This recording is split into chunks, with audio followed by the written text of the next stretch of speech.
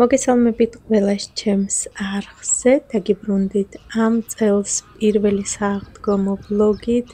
სულ რაღაც 3 კვირაში არის უბრწყინვალესი დღესასწაული, აღდგომის დღესასწაული და ჩემი არხი განკუთვნილია დეკორაციისთვის, მოტივაციისთვის და ასე შემდეგ. ამიტომ უკვე ვიწყებთ დეკორაციას სააღდგომოთ და მინდა რომ პატარ-პატარა idეები მოგცეთ თქვენი სახლებისთვის.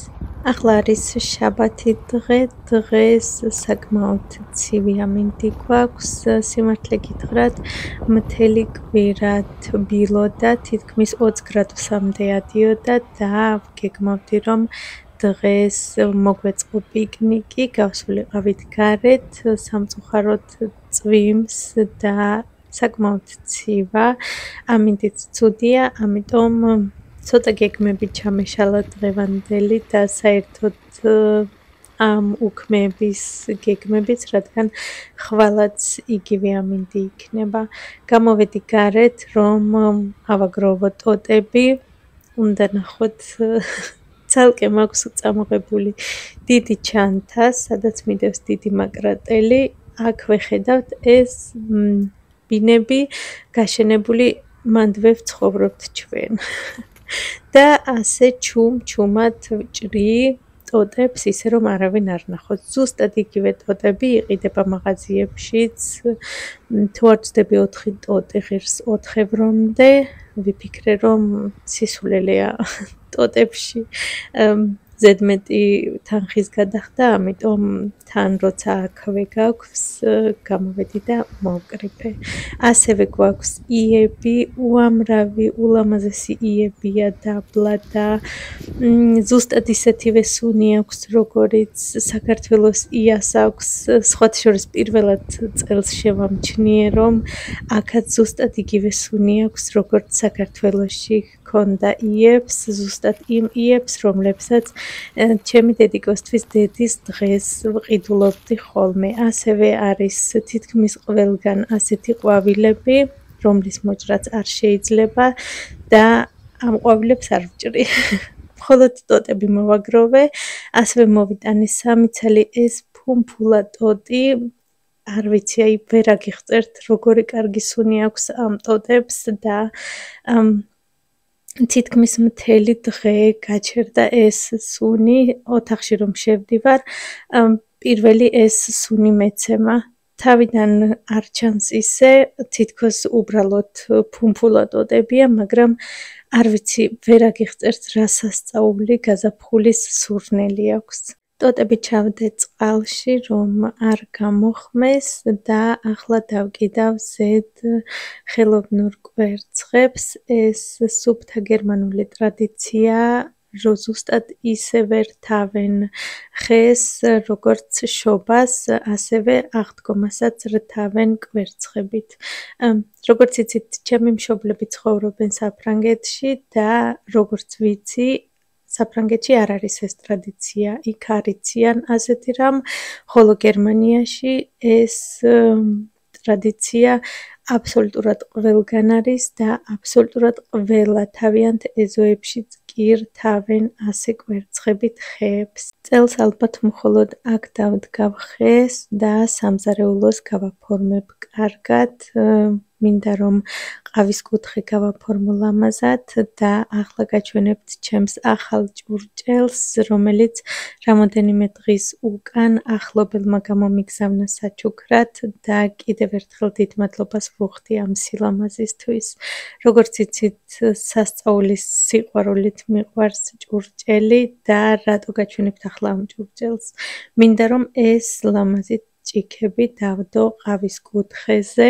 სიმართლე გითხრათ, ვეძებდი და ვფიქრობდი თუ რომელი ჭიქები გამომეყენებინა წელს ჩემი ყავის კუთხისთვის სააღდგომოთ და ეს ულამაზესი ლურჯი მწვანეში ეგრეთ წოდებული სერვიზი თუ კომპლექტი ძალიან გამომადგება. არის როგორც სადილის ნაკრები, ასევე ყავის ნაკრებიც.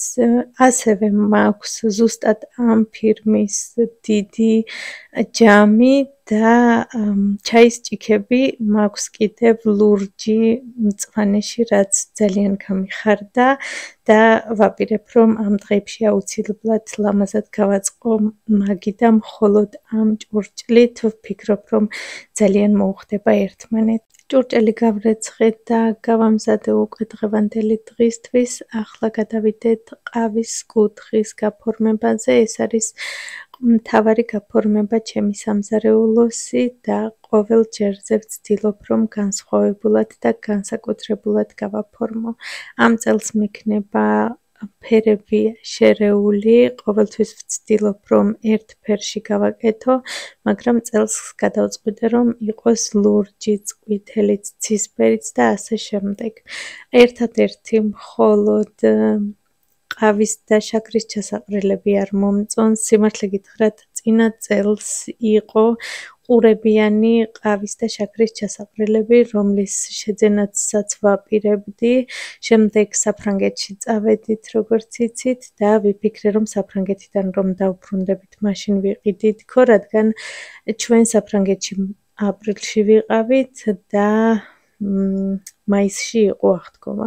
სამწუხაროდ, როცა ჩამოვედით, უკვე აღარ იყო, საერთოდ აღარაფერი აღარ იყო დარჩენილი და ვერ მოვასწარი ყიდვა, ხოლო წელს აღარ არის ასეთი ლამაზი ჩასაყრელები, არის უბრალოდ საშაქრე და ყავისა, მინდოდა ყურებიანი.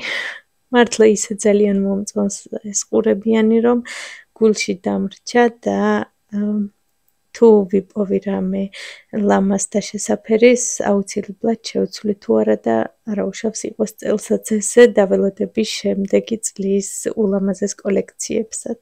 ასეთი სილამაზე გამოვიდა, ყოველ ჯერზე გაოცებული ვარ და სასწაულად მომწონს ეს კუთხე, განსაკუთრებით უხდება ეს მანათობლები.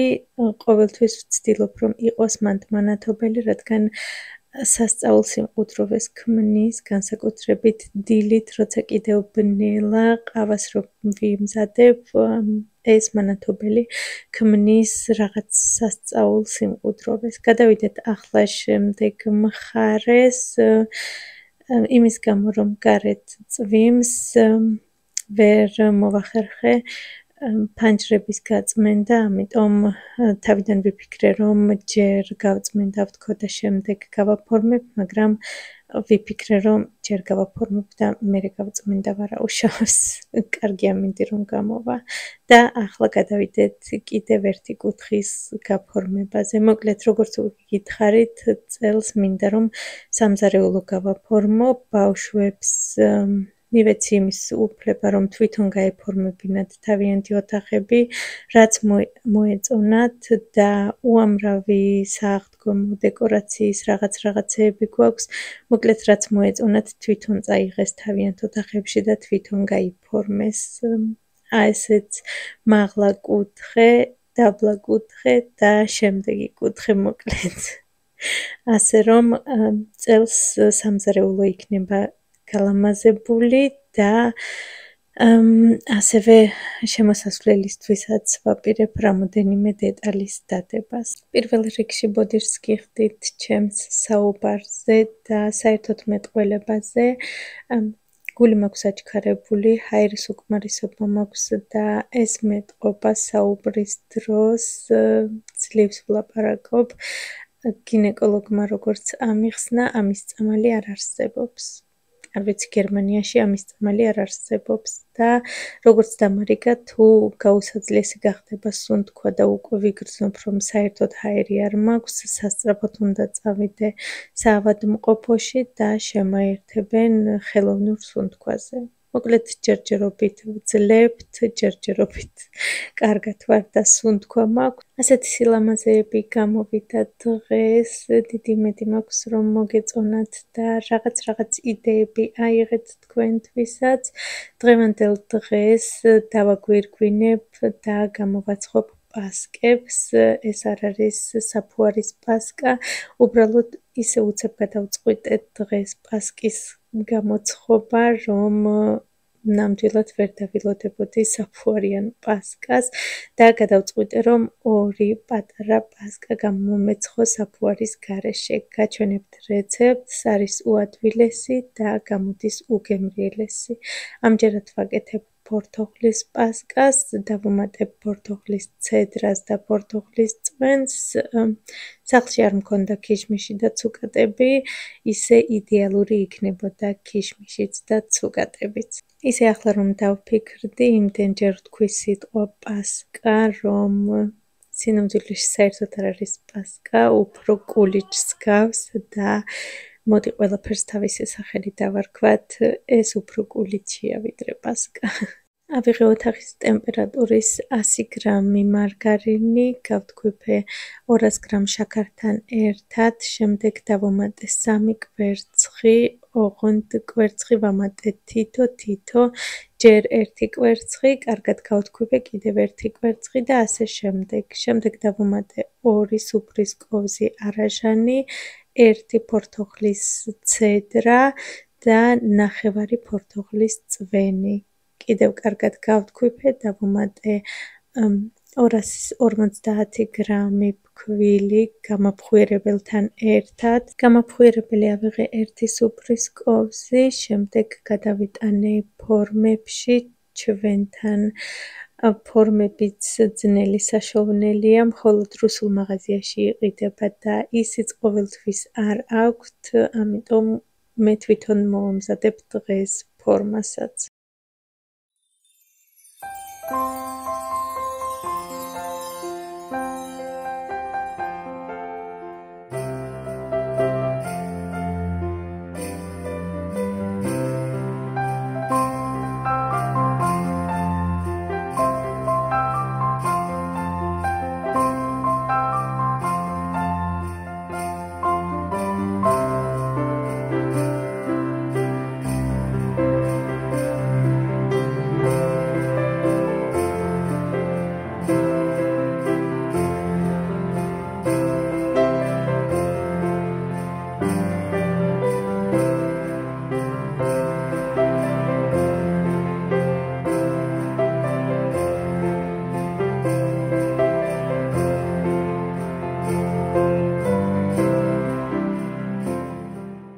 რაც შეეხება ფორმას, ავიღე კილეტა, გადავკეცე 2-ად, შემდეგ მივეცი ფორმა, დღეს ფორმას ვაძლევ ტუალეტის ქაღალდით. სხვა ვერაფერი ვნახე მართლა კარგი ფორმის მისაცემად, ამიტომ გამოვიყენე ეს ტუალეტის ქაღალდი. მოკლედ შეგიძლიათ რაიმე ქილა ან ასეთი მსგავსი რაიმე მოკლედ რაიმე აიღოთ და ზედ შემოახვიოთ. შემდეგ ასე ვუკეცავთ ბოლოში კუდს და ჩვენი ფორმაც მზად არის. მთავარია რომ გამოცხობის დროს შემდეგ დადოთ ისეთ სინზე, რომლებსაც დაბლა არ ექნება ნახრიტები, მოკლედ სეტკას რომ ეძახიან, იმაზე არ დადოთ და ისე არ გამოაცხოთ, დადეთ უბრალოდ სინზე, რომ დაბლიდან არ გაუვიდეს.